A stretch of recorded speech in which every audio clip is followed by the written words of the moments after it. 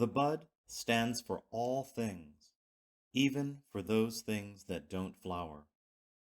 For everything flowers from within of self-blessing, though sometimes it is necessary to reteach a thing its loveliness.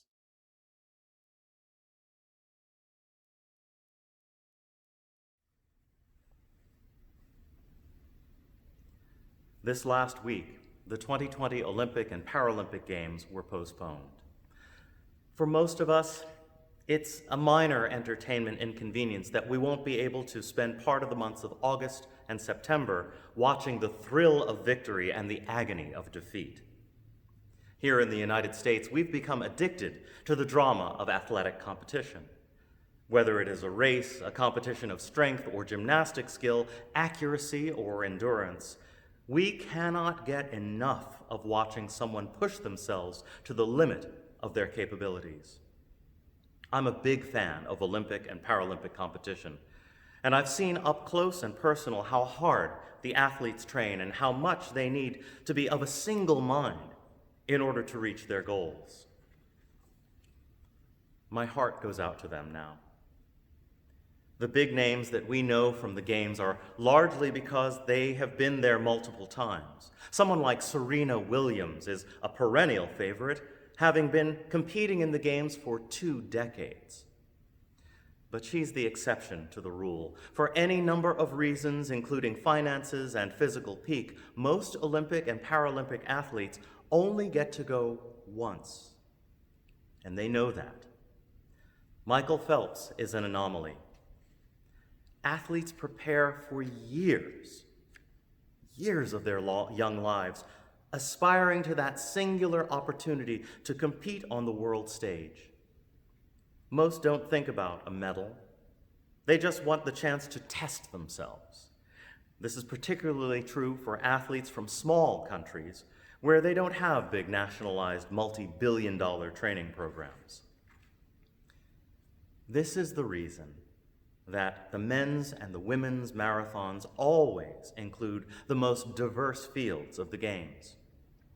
There's an equalizing beauty in there being no special equipment or course needed to train for running an extended distance.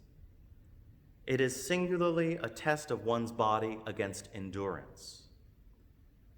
This is a perfect metaphor for what we are currently facing in the world right now. Just to be clear, I believe there are many different kinds of marathons that aren't about running. I have a friend who shortly will defend his doctoral dissertation after many years of research and stops and starts due to life. A marathon could be going through the process of bringing a new child into your home. It could also be getting through the brutal slog and uncertainty of treatment for cancer. Each of these and many other kinds of marathons require us to tap into something that our world of immediate gratification doesn't often ask of us. And that is discipline. Olympic and Paralympic athletes understand discipline. They know that discipline is not just about eating right or training one move or skill repeatedly, and neither is discipline about denial. Discipline is really a posture in the world, a life approach that goes deep to the core of who they are. As I see it, real discipline can inform us in a few important and life-sustaining ways through this crisis. First of all, discipline asks us to understand the long game. Facing real and sustained change requires letting go of a strict timeline. It's impossible for us to know when we will emerge from this current crisis. Unlike a marathon that ends in 26.2 miles, we don't know what the final mile marker will be. So like a marathon runner, we have to train ourselves right now as if we could keep running well past the finish line. Like a parent welcoming a child, this is only the beginning. Next, discipline invites us to accept small goals and successes. No doctoral thesis was ever written in one long writing fit. It is crafted and cobbled together in small, careful pieces, certainly with a larger goal in mind, but each page, each paragraph, is a small success that's worth recognizing as movement toward the larger goal. Then, discipline encourages us to learn permanent life lessons. Athletes may stop competing, but they never stop being athletes. Someone who trains for the games permanently alters their body and their mind for their athletic endeavor. Although the day-to-day high-level skill may fade, the underlying drive and endurance never leaves them. They will always be a world-class athlete. They are forever changed, and so are we. Lastly, discipline demands that we have patience. If you don't have patience as an athlete, you will overtrain your body, possibly doing permanent damage, physical and or mental, to the instrument you have so carefully worked to create. It's not just patience to wait for something to happen, but patience to know that change is happening. Patience to recognize that any time you lose ground in your progress, you gain an opportunity to grow and reinforce even better habits and skills as you work back to where you were. Patience accepts success and defeat, winning and loss. More and more faith leaders, political leaders, and commentators are speaking of our current situation as a marathon. So I know I'm not alone in this framework. But I want to be sure that you don't regard this marathon as a chore or a burden or even a struggle.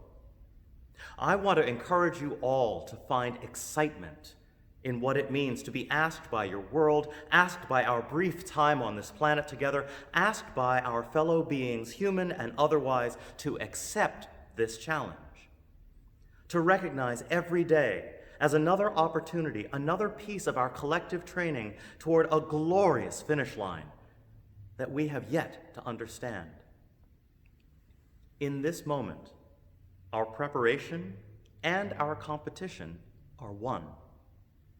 We are learning how to be who we need to be to get to where we need to go. It is uncomfortable, sometimes it is defeating and debilitating, and like any intense training, it comes with loss, sometimes devastating loss. This is why we must at all costs carve for ourselves the space and creativity to understand our lives in completely new and thrilling and, yes, contradictory ways.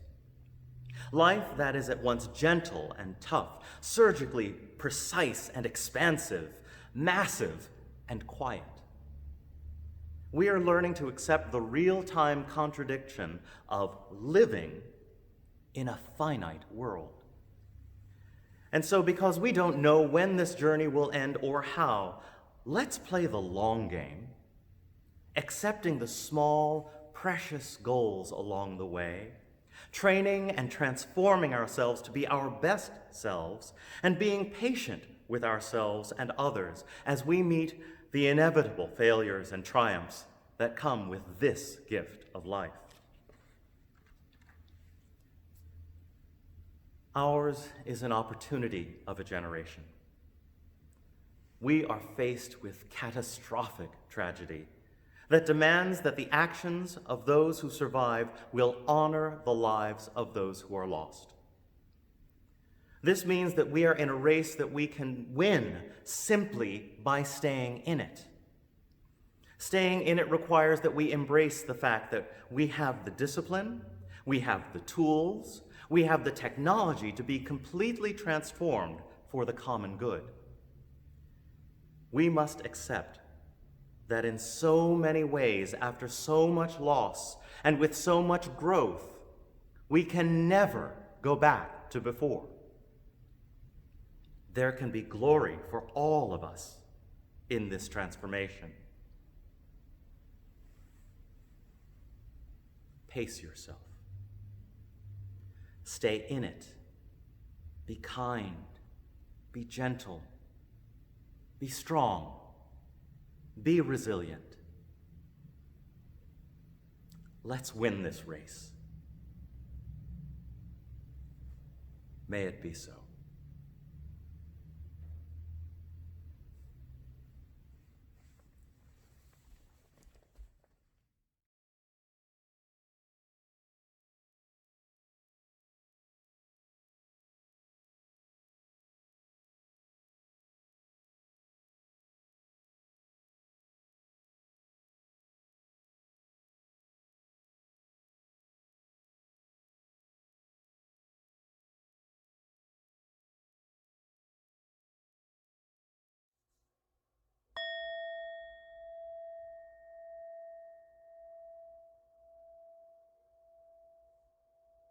Spirit of life.